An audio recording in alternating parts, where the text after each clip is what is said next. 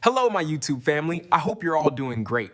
Welcome to our channel where we share new, helpful, and exciting information every day.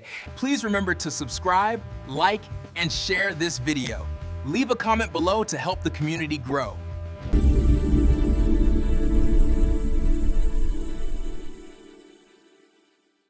Hello, and welcome. My name is Furyu. If you've not subscribed to my channel, go ahead and subscribe. But if you've already subscribed to my channel, I just want to say thank you for subscribing and thank you for watching my videos. Today, I'm excited and I'm rightfully so because DV lottery-related issues. The visa bulletin just came out on the 17th of December and there's everything positive in that visa bulletin. Why do I say that?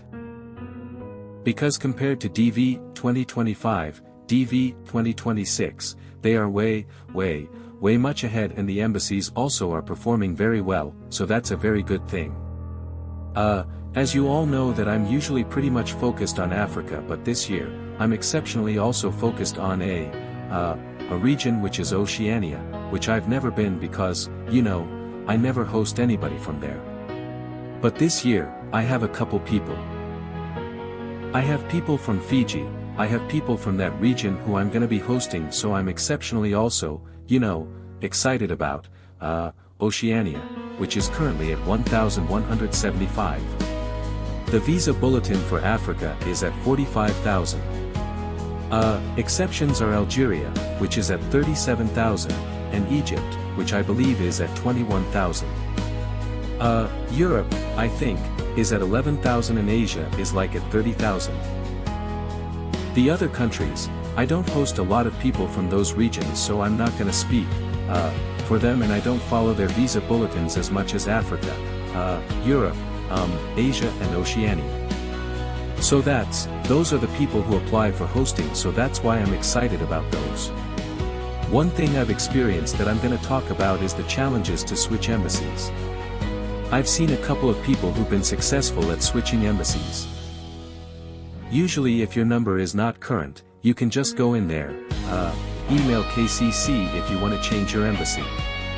And before it was like pretty much seamless if you're gonna switch to your home country, but this year a lot of people are experiencing challenges trying to switch even back to their home country. Actually move to their home country. So in that case, like if you have flight tickets, you know, to show that, you know, you flew to your country.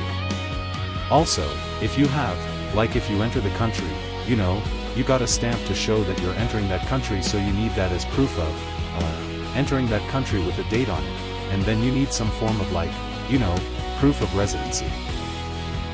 You can have, you know, your birth certificate, you can have like your passport, to show that you are actually a resident or you're a citizen of the other country, and then they'll allow you to switch. But now like if you just go to an embassy, in a different country which you don't have any, residency or proof of like you've moved there, there's gonna be an issue to move, and that's how we are having an issue, or we're experiencing an issue in some of my groups when people try to move their embassies.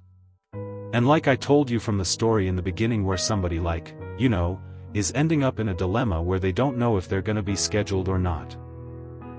So I'll advise just try to switch your embassy before the number goes current, because if your number goes current, it's gonna lock your DS-260, you can't make any changes, and then now you're stuck with dealing with embassies.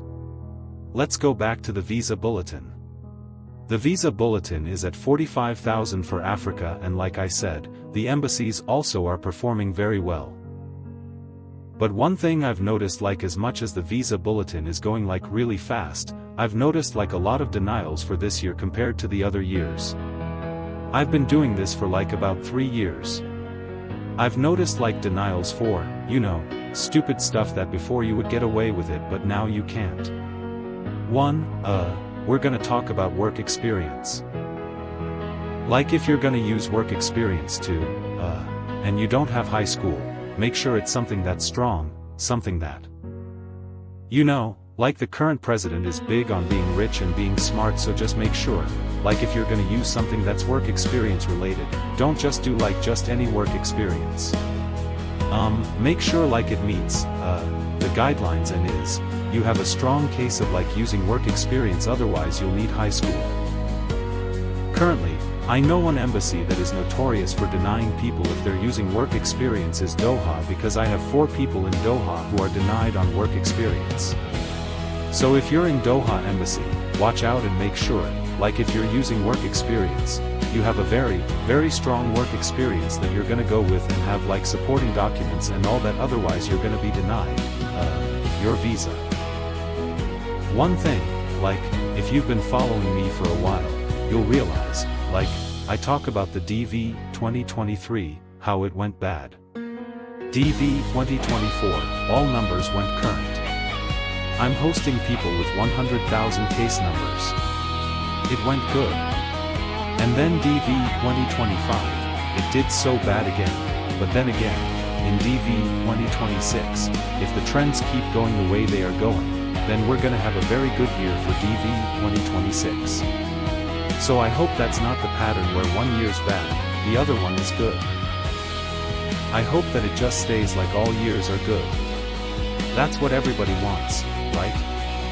What I know is Nairobi Embassy is doing very well with sending out the 2 NLs. People with 35,000 in my group, they already have 2 NLs, which is excellent. So they already have 2 NLs, which shows that this year compared to last year, they're doing really, really well, and thanks for that. Usually, I give credit where credit is due. I know I come here and bash Nairobi Embassy, but this year I'm not gonna say anything bad yet because they're doing very, very well. Another thing that came out, this week, you've realized, like, there's a ban list and then there's countries that have been placed on, restrictions. So if your count Re is on the ban list, we're talking about South Sudan, we're talking about those countries like Syria, we're talking about Afghanistan, we're talking the countries that are completely banned. If your country is completely banned, like Somalia is completely banned, and you won the DV lottery, one thing, you're not gonna be able to process your visa.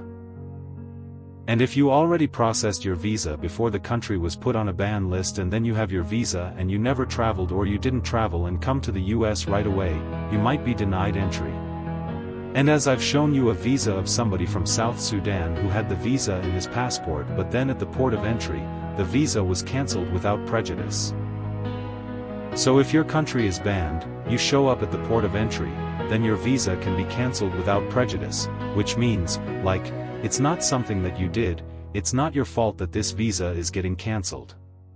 It's just, factors beyond your control, so they cancel it without prejudice. So just be aware, like, if you have your visa, DV lottery visa, just get on them. Hop on that flight and get to the US right away. Don't risk, like, staying there because you don't know what the president might wake up and do. Your country might be banned tomorrow and then you can't come in. So if you get your visa, get up and come to the United States, and then you can go back after you get your green card. One thing I wanted to talk about, like, is the restricted countries that, were added on there, that are of concern, like, you know, I have, like, a very good connection with Tanzania, they're neighboring Kenya, we speak the same language, so I have a lot of Tanzanians that I host or I send someplace else to get hosted, and I'm so sad that, you know, their country is restricted. So I have to look because it just came out. I haven't done my research. I don't want to come here and then give you, like, false information, so I'm just gonna, you know, research and see what the restrictions are and how it affects the DV lotteries, and then I'm gonna do a video and then I'm gonna update that. And the last thing is about, there's this, 2NL or whatever, when people receive 2NL, they're receiving, requirements and they're talking about health insurance and, you know, how your health is and, what's your plan on obtaining, health insurance. I'm gonna do a video and I'm gonna cover that. And for people who are pretty much, like, you know, young, no medical history, it's gonna be easier for them to, you know, answer those questions. But people who have, like, chronic medical conditions, for example, like somebody, with type 1 diabetes who are insulin dependent. So if you're insulin dependent, it means, like, when you come to the United States, you need to have your insurance prior to getting here, because how are you getting your insulin? So that, you have a high chance of being deemed as being a public charge versus somebody with no medical history or somebody with autoimmune diseases. People with, like, sickle cell, people who have, like, they have to be in the hospital all the time. Those people will need to prove a form of, like, insurance or have a plan of how they're gonna get, their health, medical condition, taken care of. Like if you have chronic kidney disease and you're on dialysis, how are you gonna pay for your insurance? Because they don't want you to be a public charge and come in here and use their Medicaid. So we'll talk about that. I'm working on a video. I'll release the video pretty soon, and then I'll be talking about how to answer those questions.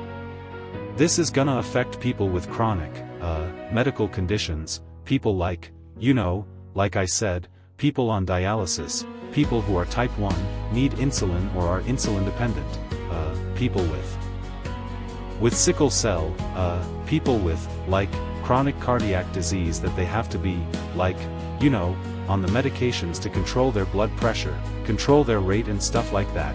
They need to see a provider. So they need to have you have a plan on, if you land here, how you're gonna navigate that. And that's the importance of, like, getting a good host, because you'll need a good host who can even write a letter and say, like, I'm gonna, take care of this guy health insurance, or, I'm gonna, sign up for blah, blah, blah. So you have to you need to have a plan, especially if you're, on chronic medications that, prescription medications that you'll need to see a provider, to write for you. So we'll need to work on that and see how we can, come up with a plan of how to answer those questions. And like I said, this administration is big on, like, bring few people who are gonna be on public charge, they wanna bring people who are educated, they wanna bring people who have money and stuff like that. So, public charge is a big thing. They don't want you to come here and then you end up on Medicaid, and that's, like, government funding or government funded, healthcare, insurance. Keep an eye on the videos that I'll be posting, especially, about DB lottery, like when it's opening, like if it opens, just keep an eye.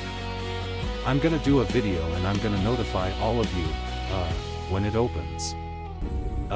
Thanks for watching. Subscribe to my channel and see you in my next video. If you enjoyed this video, don't forget to subscribe, like, and share. Your engagement keeps this community strong.